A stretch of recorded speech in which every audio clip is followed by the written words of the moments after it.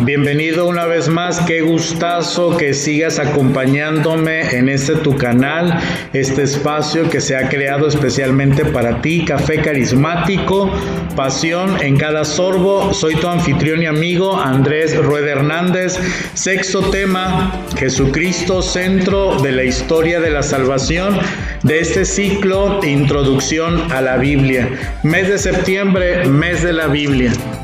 Jesús da cumplimiento a las promesas del Antiguo Testamento, anuncia el reino de Dios y prepara un grupo de discípulos, quienes continúan su obra en el tiempo. Vamos a escuchar la palabra de Dios, Evangelio de Juan, capítulo 1, verso 1 al 4 y 9 y 14. Al principio ya existía la palabra. La palabra estaba junto a Dios y la palabra era Dios. Ya al principio ella estaba junto a Dios.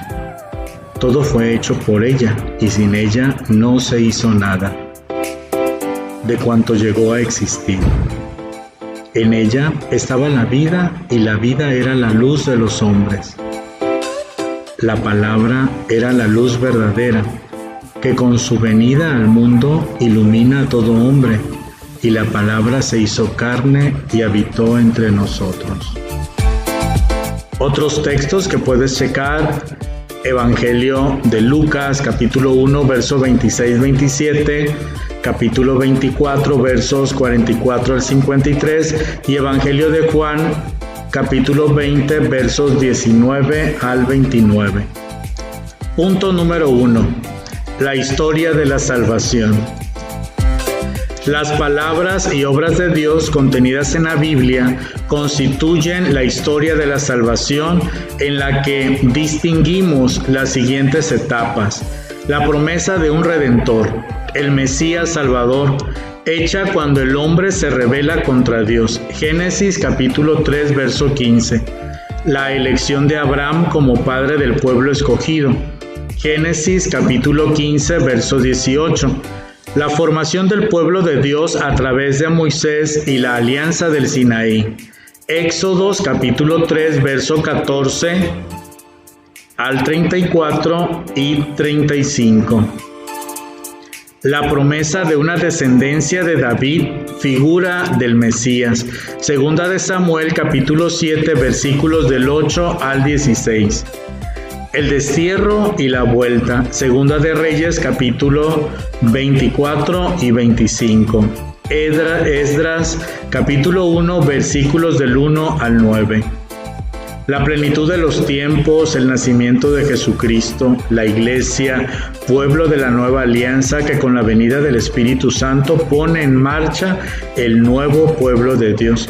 Se trata de una sola historia que en la Sagrada Escritura está enmarcada en dos grandes etapas, Antiguo y Nuevo Testamento, en las que Cristo constituye el centro. En esta historia descubrimos nuestra propia historia de salvación. Punto número 2. El Antiguo Testamento, preparación del Nuevo. El Antiguo Testamento constituye la etapa de la preparación, promesa antigua de esta alianza. El propósito fundamental fue disponer y anunciar la venida de Cristo. Evangelio de Lucas, capítulo 24, verso 44, y Evangelio de Juan, capítulo 5, verso 39. Primera de Pedro, capítulo 1, verso 10 al 12. Esto se llevó a cabo mediante las obras y palabras que Dios pronunció y realizó a través de sus enviados. Dei Verbo, numeral 15, dice: la economía del Antiguo Testamento estaba ordenada sobre todo para preparar, anunciar proféticamente y significar con diversas figuras la venida de Cristo Redentor universal y la del reino mesiánico. Punto número 3. Jesús, plenitud de los tiempos. La promesa hecha a Adán y Eva, Génesis capítulo 3, verso 15, y luego a Abraham, Génesis capítulo 15, verso 5, y a David, Segunda de Samuel capítulo 7, versos del 12 al 16, y recordada por los profetas, Isaías capítulo 7, verso 14, se realiza en el nacimiento del niño Jesús. Él es el centro de la historia y de las aspiraciones de cada hombre. La carta a los Gálatas expresa que cuando llegó la plenitud de los tiempos, Dios envió a su Hijo. Gálatas capítulo 4, verso 4. Palabra hecha carne. Evangelio de Juan capítulo 1, verso 14. Jesús es la plenitud de la revelación y de nuestra salvación.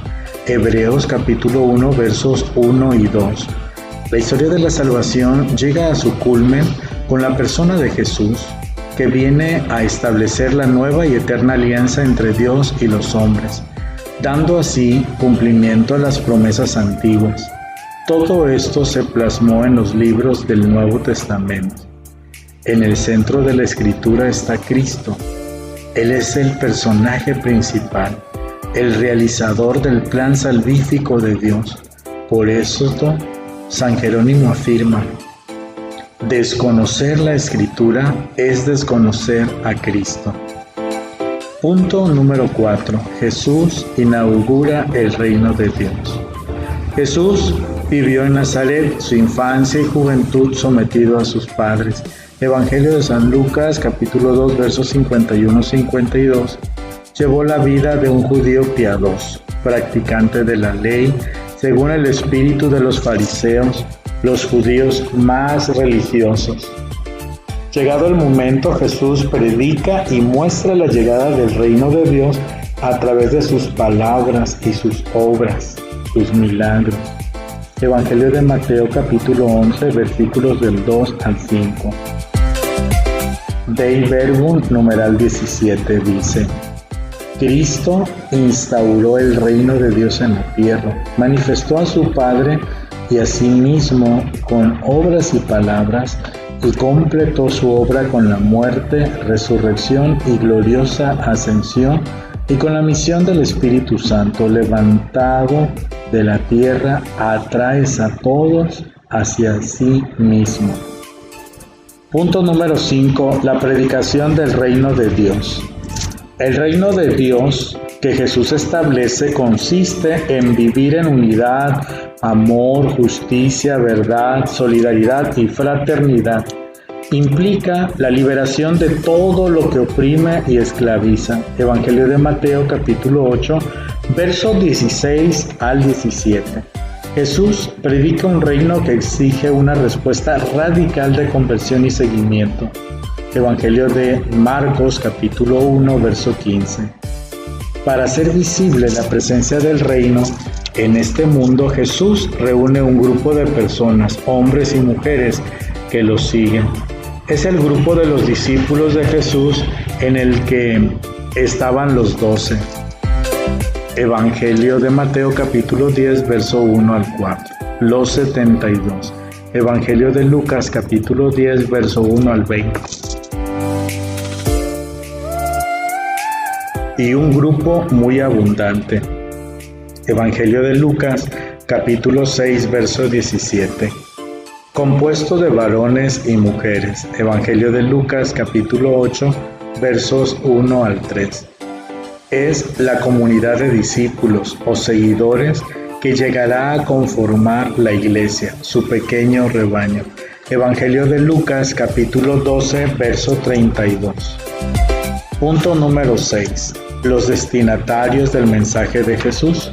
El reino de Dios estaba destinado primordialmente a los judíos, pero ellos rechazaron a su Mesías y Salvador.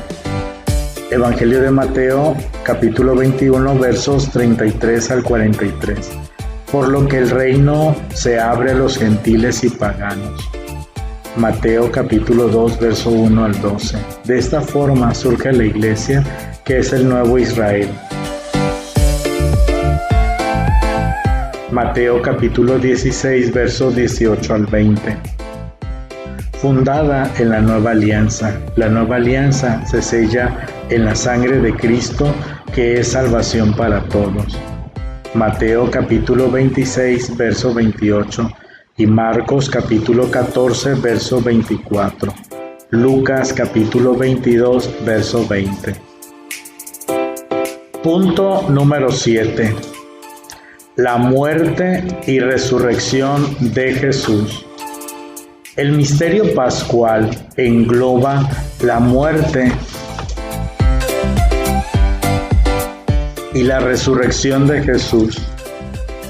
Este constituye definitivamente a la Iglesia, con la que Jesús lleva a plenitud su misión.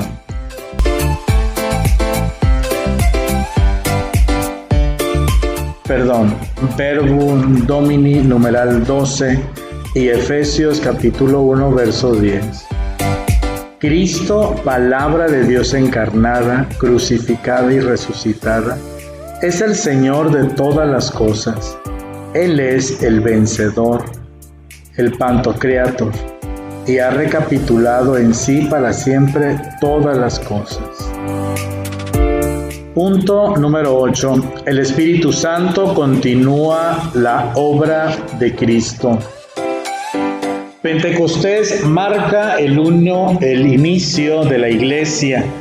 La primera comunidad cristiana nace de la fe pascual. Jesús les pide aguardar la promesa del Padre en Jerusalén, es decir, la fuerza del Espíritu que los va a hacer testigos de Jesús en todo el mundo. Hechos de los Apóstoles, capítulo 1, verso 8, Lucas, capítulo 24, verso 49. El Espíritu después de Pentecostés, Hechos, capítulo 2, verso 1 al 11, está presente en todos los miembros de la comunidad, sean judíos o gentiles. Hechos de los Apóstoles, capítulo 10, verso 44 al 48 y capítulo 11, versos 15 al 18. Y en todos los momentos y actividades de la Iglesia, el Espíritu Santo continúa la obra de Cristo. Hechos capítulo 5, verso 32. Habla por medio de los profetas. Hechos capítulo 3, verso 18 al 21. Da instrucciones. Hechos capítulo 8, verso 29. Asiste a los ministros de la palabra. Hechos capítulo 11, verso 28. Enriquece con sus dones a la comunidad. Primera de Corintios capítulo 12, verso 14. Y en la variedad y riqueza de estos conmueve la autenticidad de la unidad. Efesios capítulo 4, versículos del 1 al 13. Punto número 9. La Iglesia, nueva comunidad que prolonga la obra de Jesús en el tiempo. La resurrección de Jesús y Pentecostés hacen descubrir a los cristianos el misterio de Jesús. Después de Pentecostés, los discípulos predican para anunciar a Jesús resucitado. Es el grito de fe de los primeros cristianos.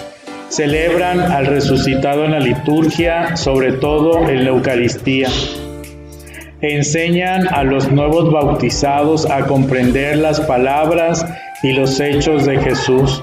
Su misión consiste en hacer presente el reino de Dios. Hechos capítulo 8, verso 12. Sus rasgos son los de Jesús, la pobreza. Hechos capítulo 9, verso 3. Lucas capítulo 9, verso 3 y capítulo 10, verso 4. Y la persecución. Juan capítulo 15, verso 18 al capítulo 16, verso 4. Su ley será la caridad fraterna. Juan capítulo 13, verso 34. La Iglesia es una comunidad abierta a todos los hombres sin distinción de razas ni de condición social. Hechos capítulo 2, verso 21. Punto número 10 y último punto de nuestro tema de reflexión: la Iglesia, pueblo peregrino.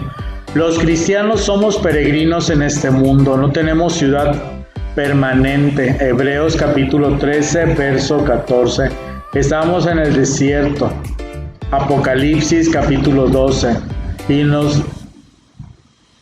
Y nos dirigimos como el antiguo pueblo de Israel al descanso de la tierra prometida.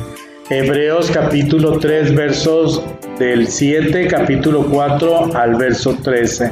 A la ciudad, a la Jerusalén celestial. Apocalipsis 21-22. Ser peregrino no nos libera de nuestras responsabilidades en la historia, nos alerta para poner el corazón en las cosas y valores en este mundo, nos hace anhelar el retorno de Jesús. Maranatá, ven Señor Jesús.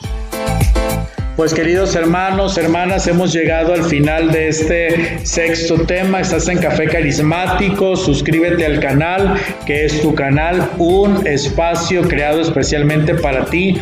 Soy tu anfitrión y amigo Andrés Rueda Hernández. Te invito a que te suscribas, a que le des like, a que actives la campanita para que te lleguen las notificaciones de las nuevas reflexiones.